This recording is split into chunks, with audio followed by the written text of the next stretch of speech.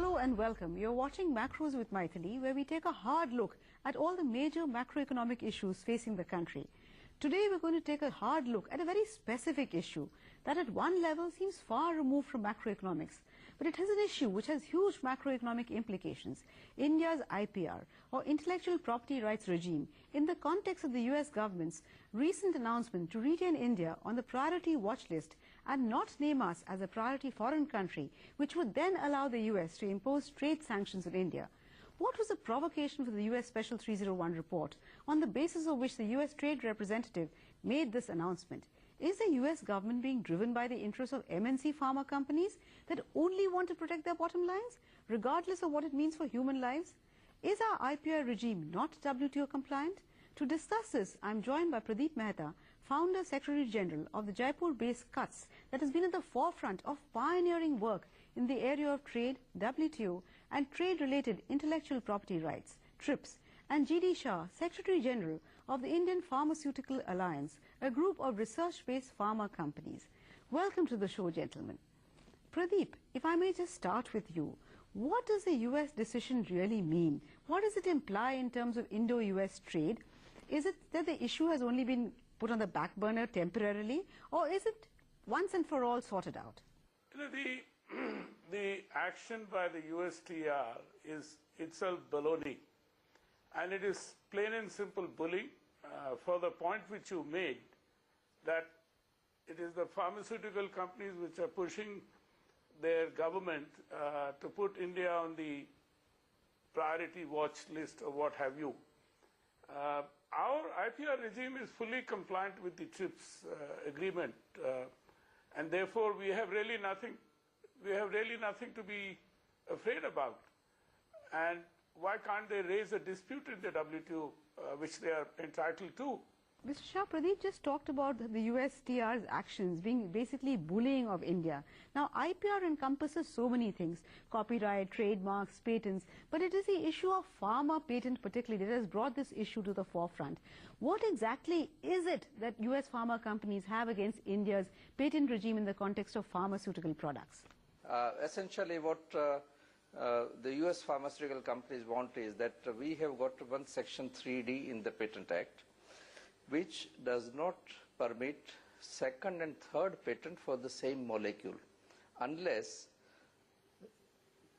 the molecule gives significant enhancement in the efficacy, which means the treatment period or treatment cost is reduced. Now, second and third patent for the same molecule would mean the patent life will go up from 20 years to 25, 30, 35, 50 years. Now, is India ready, considering the burden of disease in the country and the resources that we have, that do we adopt this US regime of IPR in India?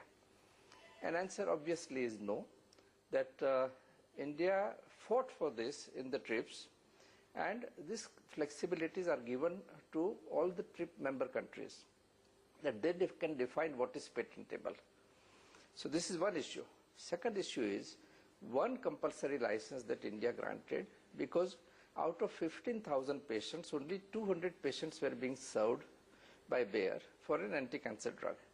And the cost of medicine was about $70,000 US, whereas an Indian company offered to make it available at 8,000 rupees, the same medicine. Now, India had to choose between either letting people die because they could not afford the Bayer's medicine, or let an Indian company make it and provide it. Now, these are two critical issues on which the US pharma companies are bullying India through USTR. Pradeep, Mr. Shah just talked about how pharma companies are, pushing the US government into bullying India. Can you just tell us a little bit about WTO requirements under TRIPS, and what are the flexibilities that it allows countries in terms of their IPR regimes to be WTO compliant and yet look after their own domestic interests? Mythili, let's get into the history of TRIPS. The whole issue of intellectual property rights was brought into the trading regime in the year 1995 because of a push by the US pharmaceutical companies and, of course, the European pharmaceutical companies as well. And if you remove TRIPS from the WTO, then perhaps the US would walk out. But that's just to explain to you the significance of the TRIPS agreement. Having said that, the kind of negotiations which took place in drafting and crafting the TRIPS agreement, we had to put in a lot of safeguards. And these safeguards allows a country to take steps to deal with anti-competitive measures. So if you look at our patent laws or copyright laws, they are all WTO compliant. Secondly, the Doha summit, which was held in the year 2001, or is it 2000, had launched the Doha development round. And what also happened simultaneously was another declaration and an agreement on TRIPS and public health, which, to give you an example, is not only that India can manufacture any such drugs which are required in public interest to protect public health, but there was a special agreement at Doha to allow such countries which do not have manufacturing facilities to import such drugs from countries which can sell it to them, which can manufacture and sell it to them in a legally compliant manner. Mr. Shah, Pradeep was just putting the IPR regime in the context of TRIPS. But the fact is that pharma companies claim, and this is in some way genuine also, that they have to spend millions of dollars to discover a new drug. At the end of it, if their patent rights are not going to be protected, then where does that leave them? So how does one balance the interest of pharma companies and that of the public at large, particularly in poor countries where access to medicines, particularly life-saving medicines, is very critical?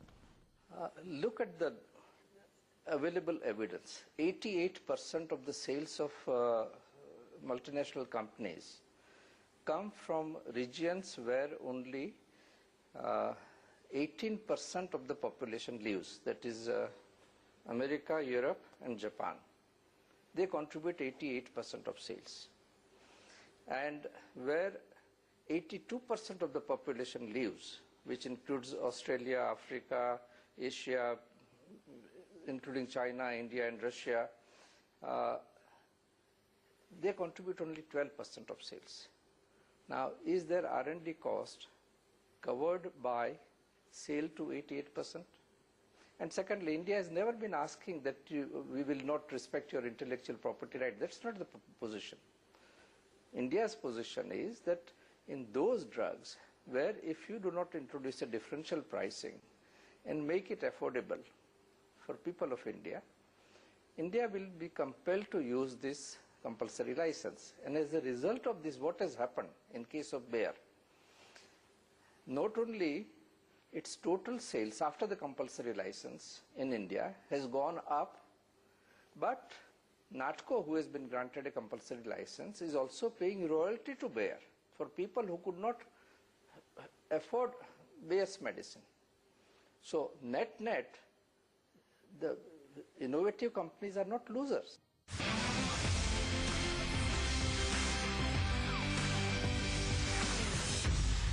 Welcome back to Macros with Mythili, where we're discussing the special 301 report of the USTR and what does it mean for India, particularly in the context of patents in the pharma sector. Pradeep, just before the break, you were speaking about how our IPR regime is entirely WTO compliant. And you also mentioned earlier that the US is taking unilaterally action. So tell me, why doesn't the US, if it has problems with our IPR regime, take us to the dispute settlement board? That is my first question. And my second question really is that why don't all the countries whose interests are also hurt by this gang up together against the US and act in their common interest? Well, Mythili, on your first question, why does the US not take it to the WTO dispute settlement machinery? Because legally there is no case. They would probably lose the dispute if in case they brought it forward. And on your second question about the kind of affected countries ganging up together, could also happen in the event the US wants to bring a dispute in the WTO. But it's a very complex world. If you look at the US bilateral investment treaties across the world, about 130 of them have all TRIPS plus commitments. Even the existing Trans-Pacific Partnership Agreement, which they are negotiating with a large number of East Asia and other Asian countries, minus China, they are trying to push a tougher regime on IPRs, and that's one of the reasons why this will not happen. What I would suggest to the government of India is to do a similar report. You don't, against the kind of barriers which the US is bringing against Indian exports. For example, on movement of natural persons, the new Immigration Act makes it difficult for even our software personnel to go into the US. I mean, we require to face the bully and to call the shots. I mean, in the sense that to call the bluff. And that is what I would like to suggest. Mr. Shah, before the break, we were talking about the two cases really that brought this entire issue to the front burner. And I think as far as the IPR regime in India is concerned, there are two particular clauses. One is about compulsory licensing, and the other is Section 3D of the Patent Act, which talks about efficacy of the new drug. Which of these two do you think is a more potent one, and which one do you think the US is more unhappy about? And why? It's Section 3D which it is unhappy, because they want second, third, fourth patent for medicines which were patented more than 20 years ago, so that they can continue to extend the life. The whole approach of some of the US companies, I will not blame the entire pharmaceutical, US pharmaceutical industry, but companies like Pfizer, which are driving this agenda, and they do not have anything new in the pipeline. So it has adopted a policy of litigation vis-a-vis innovation.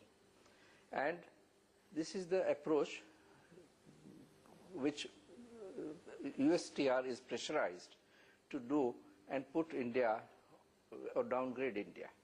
If you permit me to respond to the second question that you asked, Pradeep, India has been a soft country, and we do not realize our strength. One only hopes that new government comes back and, in fact, puts a condition to Pfizer, to USTR and the US, that some of your concerns could be addressed, provided you remove India from the watch list altogether, from Super 301, and give them a time limit. Because today, US needs India more than India needing US. If you look at the defense supplies to India, you look at their Boeings which are being supplied to India, the infrastructure investment which is coming from US, and US needs this market. And this strength we must realize ourselves, and the government needs to address accordingly and talk from a position of strength, which it has started talking in the last. And this strength we must realize ourselves, and the government needs to address accordingly and talk from a position of strength, which it has started talking in the last couple of months. If I can ask you a supplementary question on that, Mr. Shah, is evergreening of patents, is it an endemic problem with patents? And do other countries also have a similar clause like Section 3D? A few more countries, and the latest being Australia, which has passed an act which says raising the bar. The name of the act itself indicates that they've raised the patenting bar so that they do not grant such frivolous patents. The absence of a similar provision has been commented by a report in the EU, which said that this evergreening of patents has led to, and this is an official document from European Commission, delayed the access to generic medicines, because then companies tried to keep the patents alive for more than 20 years, as in the case of Glivec, for instance, in USA, with second and third patent, the Glivec monopoly would remain for 30 years. Now, this is a choice which India has to make, that do we want to allow this sort of patenting, or do we say we stick with our obligations under TRIPS, 20-year period, and if you can really improve a drug significantly, which can reduce the treatment period or treatment cost, sure, we can grant a second patent on that, but not merely because of some convenience of dosage or heat stable medicine.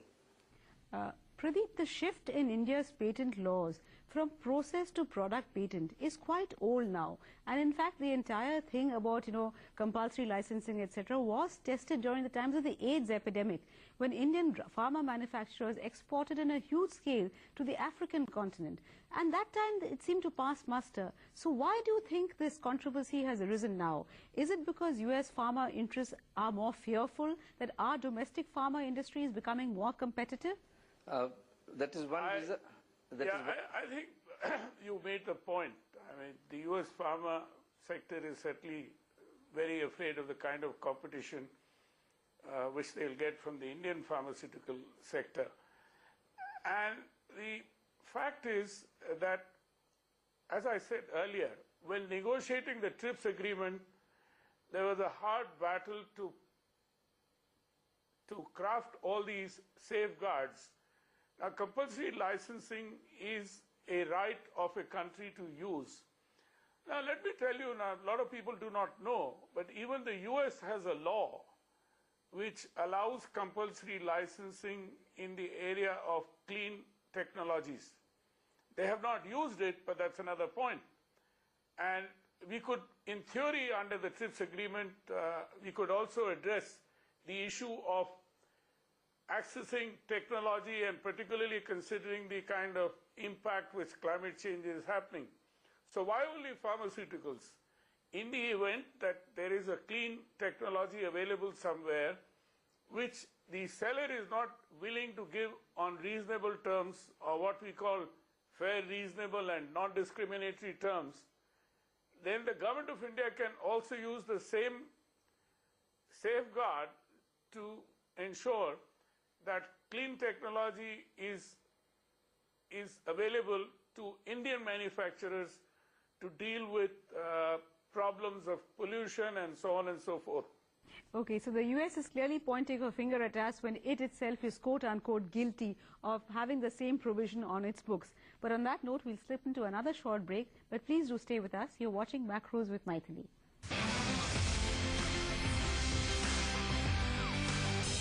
Welcome back. You're watching Macros with Mythili, and we're discussing the entire US Special 301 report, particularly in the context of the pharma IPR regime. Mr. Shah, if I could ask you, we just discussed about compulsory licensing and Section 3D efficacy. Then how is it these same pharma companies seem to have gone along with the DPCO, the Drug Price Control Order? Why is it that they have no objections, quote-unquote, to that? What explains this apparent inconsistency? Well, US is the only country in the world which has no formal price control. And this very concept they are not comfortable with. That's why they do not want any sort of price control in India. Now, India has only two tools. Either use compulsory license to create a competition, and competition will drive the prices down, or rely on price control so that medicines, particularly patented medicines, are available or accessible to the people who cannot afford it. And both of these US pharma companies are against these provisions in India. But at the moment they are focused only on the IPR. That's why they are not talking so much about, and India has also not taken action on pricing of patented products, though committee has been there for last 7-8 years. That's why you're not hearing much about the pricing. Pradeep, as far as the Indian IPR regime is concerned, we were talking so far all along patents and pharma, but there are other US companies, and particularly companies like Boeing, Honeywell, in fact even Abbott Laboratories, which is a pharma company, which seem quite satisfied with the Indian IPR regime. In fact, their submissions to the USTR said that they were quite happy. So what explains this contradiction? Is it that the US corporates themselves are divided on the issue, and are pharma companies, is there a quiet battle going on between US corporates themselves? I think Dilip Shah pointed out that they look at India as a big market, and therefore I completely agree with Dilip Shah when he says that India needs, I beg your pardon, US needs India more than we need them. And therefore, rightly so, these three large corporates, including Abbott, which is a pharma company, has found the Indian IPR regime fair and reasonable. I think that proves the point. It's not a question of being divided. I think it's a question of what they see as their own potential, so that they at least do not rub the government of India on the wrong side. So at the moment, this seems to have been driven more by political interest, because the US government is wary of rubbing any new government that might come to power the wrong way. Would you agree with that assessment, Mr. Shah? And in closing, because we're near the end of our program, do you think our IPR regime needs to be recast in any way? And if so, what would you suggest is a via media, so that we do not have these kind of tussles with the US? Let me first correct that it's not driven by political interest. It's driven entirely by commercial interest of a few corporations in the US. And even those corporations which are supporting India's IPR regime are also driven by their commercial interest. That's one. Secondly, if the USTR wants a dialogue with India, they must first remove even this rollover which they have announced, that we would review after 6 months in the fall of 2015. You can't hold a gun and say, now you negotiate with us. Sit down. There are few issues where US concerns can be addressed, and out of 5 or 6 major demands, at least 2 or 3 should satisfy them. But US will have to accept the basic structure of Indian patent law, that compulsory license and Section 3D, which prevents evergreening, cannot be compromised. And this is the only way to build on a strategic relationship between the two countries. Okay. Pradeep, so let me turn to you for the final word. Should we worry about this threat of an out-of-cycle review? And do you agree with Mr. Shah that there might be some sections where perhaps we could cede a little bit of ground to the US? Or should we just, stick to our ground and say nothing doing, we are not going to change our IPR regime, you have more to gain from this, and we have a large poor population to worry about? What would your final take on this be? I don't think we need to do anything with our IPR regime. And the best is let the US challenge it in the WTO. And in the event that the dispute panel finds that some of the provisions in our IPR laws are violative of the provisions of TRIPS, then we can look into it. Secondly, Mythili, more importantly, US is also talking about entering into a bilateral free trade and investment agreement with India. So let's not forget that the US has much at stake. And if you ask me, it is the US which is more hungry for a bilateral treaty with India, in as much as the European Union is. Even the EU-India FTA is stuck on various issues, and one of them is on IPRs itself. So people do realize that, look, we are not a banana republic to be bandied about. I'm not worried about this USTR report putting us on priority watch list and so on. And as I said earlier, I think India should produce a report on the US itself, not as a tit for tat, but the fact is that we do have a lot of unfair barriers which the US erects for our own exports. And that is when we can come to a common ground to start talking about resolving disputes or resolving differences among each other. Well, yes, I entirely agree with you. We are no banana republic, and though we can find common ground between the US and us, there's no reason why we should fear that the US can impose trade sanctions on us, because our IPR regime is entirely WTO compliant. So on that note, we come to the end of this program. Thank you so much, gentlemen, for joining me and sharing your views.